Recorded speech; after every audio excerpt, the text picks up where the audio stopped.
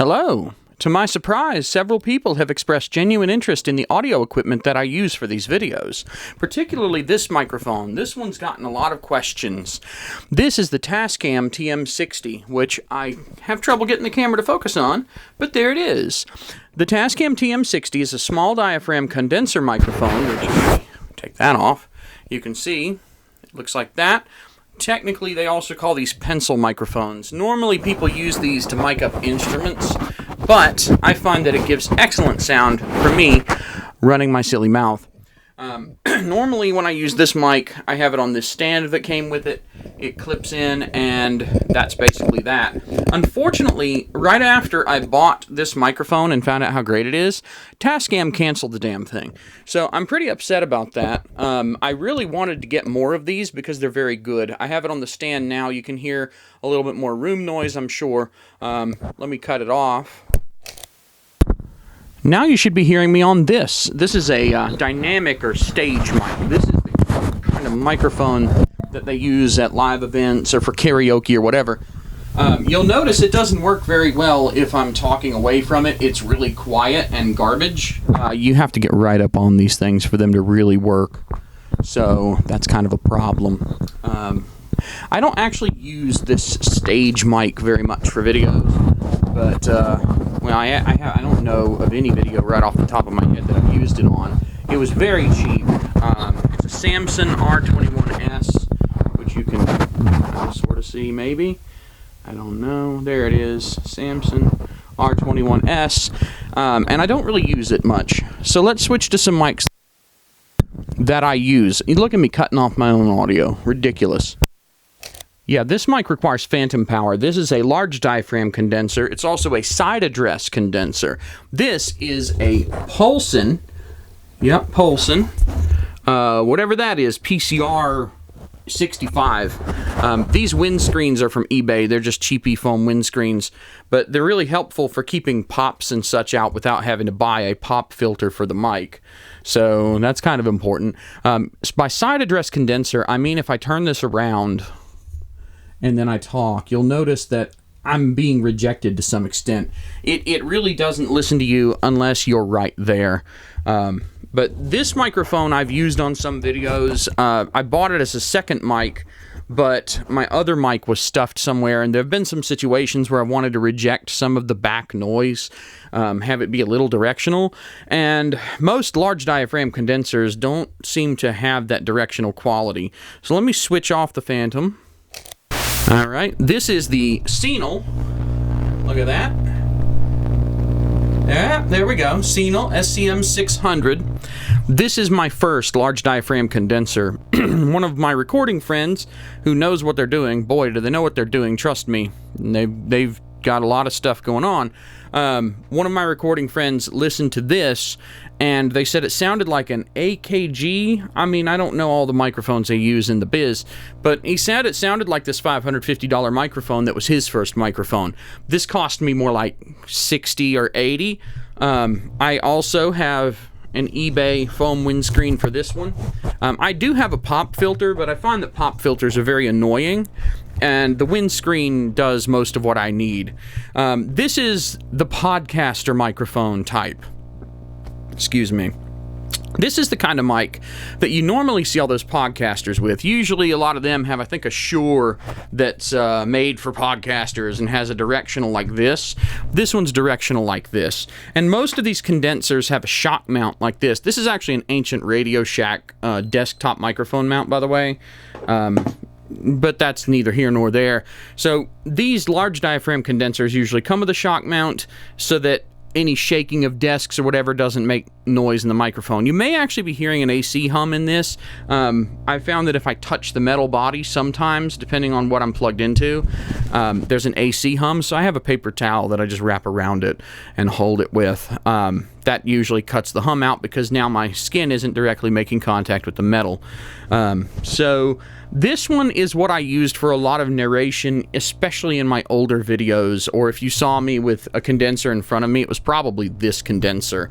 I really like the sound of it, but unlike the small diaphragm condensers, you can hear that it really brings the bass out of my voice, and I have sort of a baritone, which is not the bass isn't as pleasant as someone with a naturally deeper voice.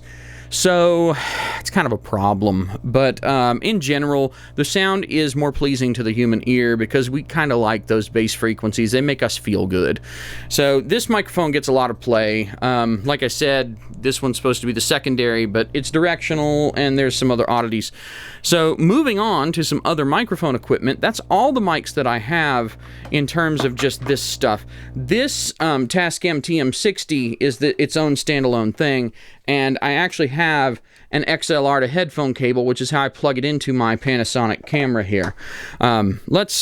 One more thing here real quick. This is a Pyle Pad 10 MXU. I think they discontinued it and made a newer model, but these things were like $55. It's a USB microphone interface with phantom power, and it's really handy if you just need to plug one mic into one computer. It's compact, it's USB powered, very easy to take with you and set up no matter what it is that you're doing. So if you need a large diaphragm condenser just wired to a camera, you can plug this into USB, or probably even one of those lithium USB power packs for charging phones, and have a really quick, compact live condenser mic setup.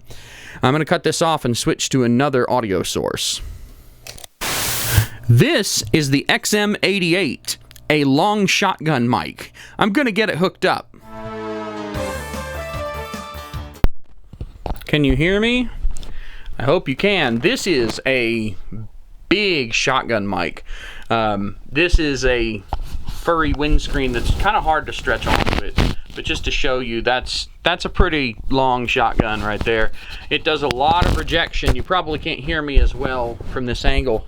It is made to reject a lot. And normally, this is the kind of shotgun mic, you'd have this on a boom pole, and you'd stick it way up in the air and do something like this to mic someone for a film. I actually used this on my older films, like if you watched Cowbell Mafia.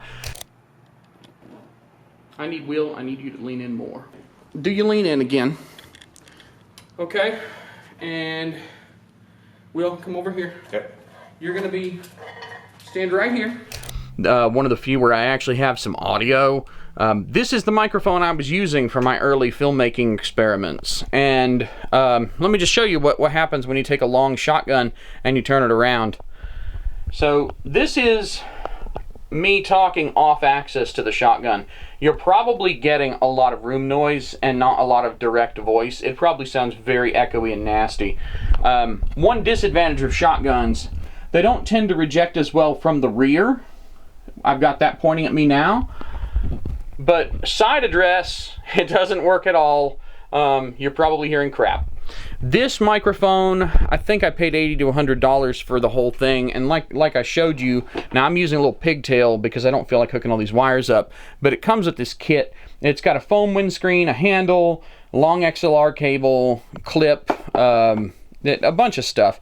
The foam even has a hole where the battery came with it, and the battery life on this thing is insane. I actually don't know how long the battery's been in it, but it's probably been years, and I'm still using it. I don't use it very often anymore because, frankly, this is not a good microphone for the type of video that I make. The small diaphragm and large diaphragm condensers down there are better.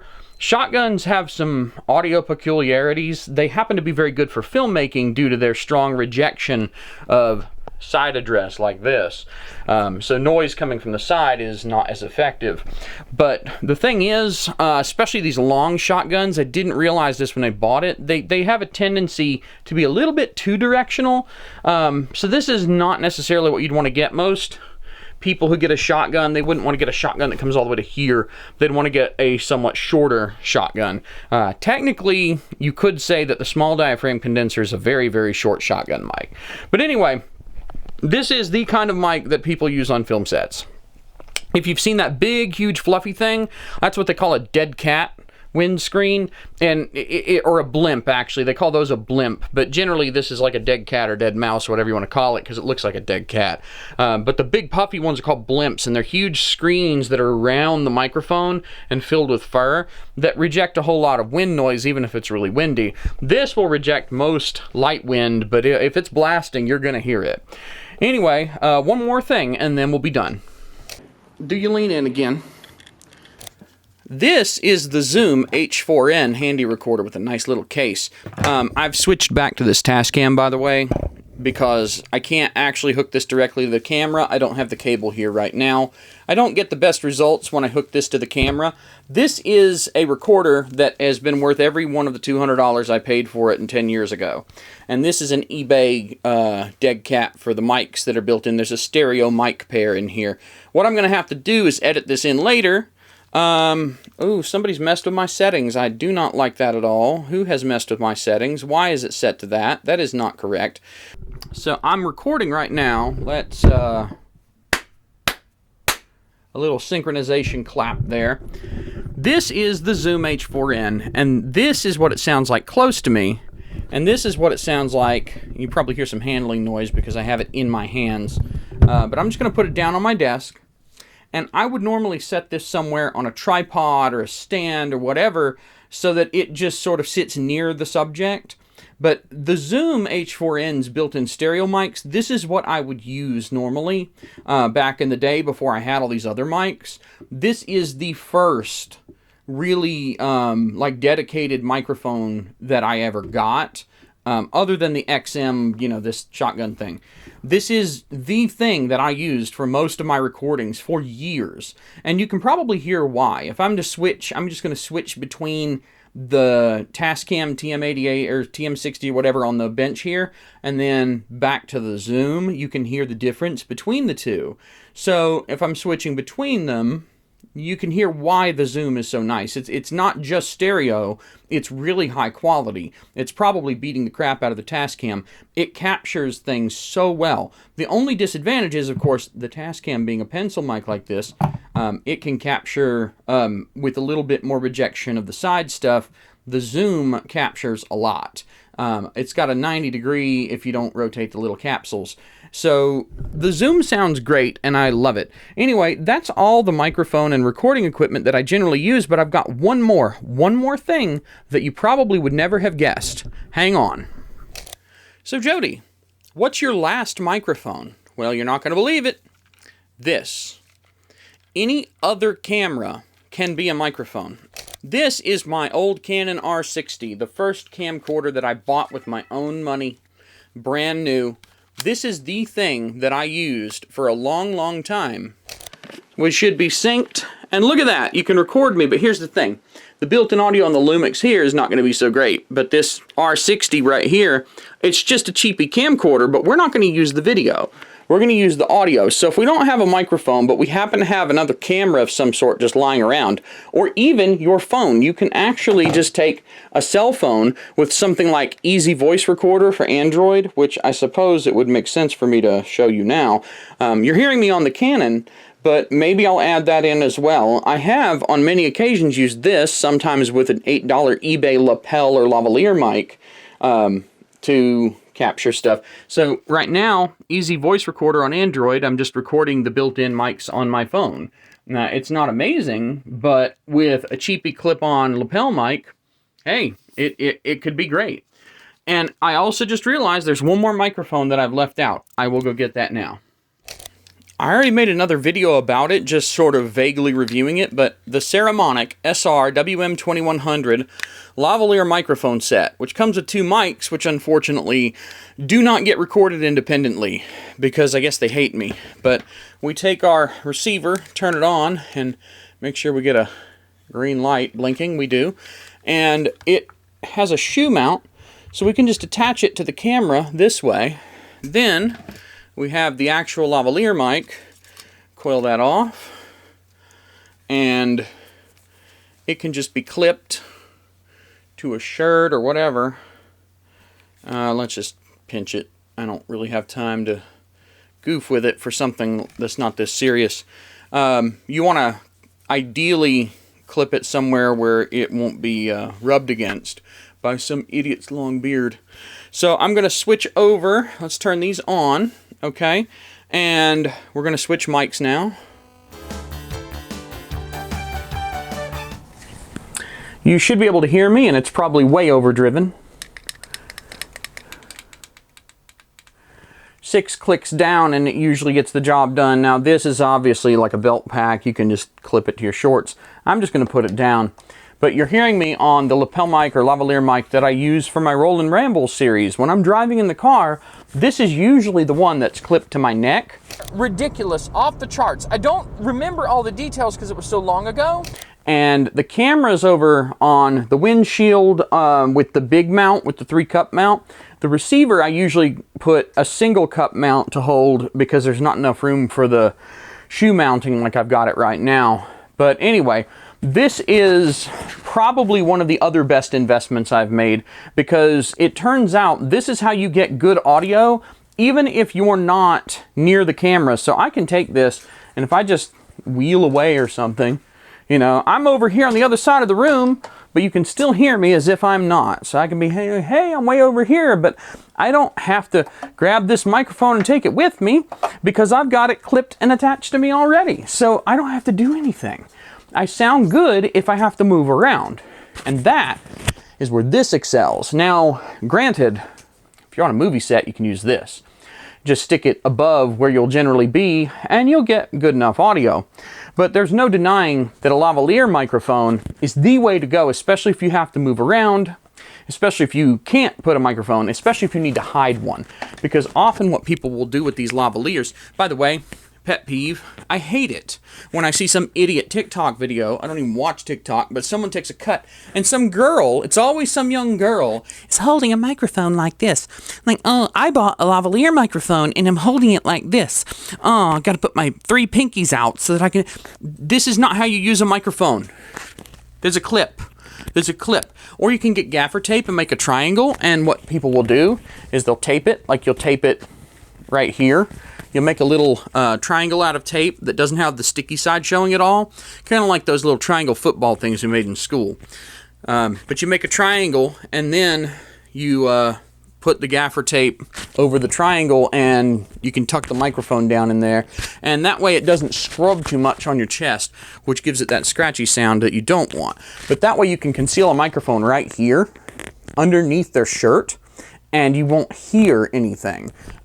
Most like show hosts, you'll just see it coming out of their collar or whatever, and it's like that. So if you don't care too much about concealing it, which I don't, you know that I'm wearing a microphone, come on. I'll just clip it like this, or have it come out of my neck and clip down here. Or in the car, I actually clip it to my seatbelt right here so that if I lean down, I don't hit it. But a lavalier is definitely the way to go if you need to be able to move around, if you want total freedom and you still want good sound. You will notice that it's tuned a little bit differently. It doesn't sound as good if I'm talking straight on. It's made to capture you here. So the highs are actually a much higher response with a lavalier mic because it's getting the bass straight from my chest. So there's too much boom. So they're kind of built in, they're built in a way that they EQ up. So it's capturing more of the treble coming from my mouth and muting some of the boom coming through my chest. So that, anyway, this wasn't supposed to be some big microphone education thing, but I hope it was really informative and helpful. Look at me, I'm a TikTok girl. This is stupid.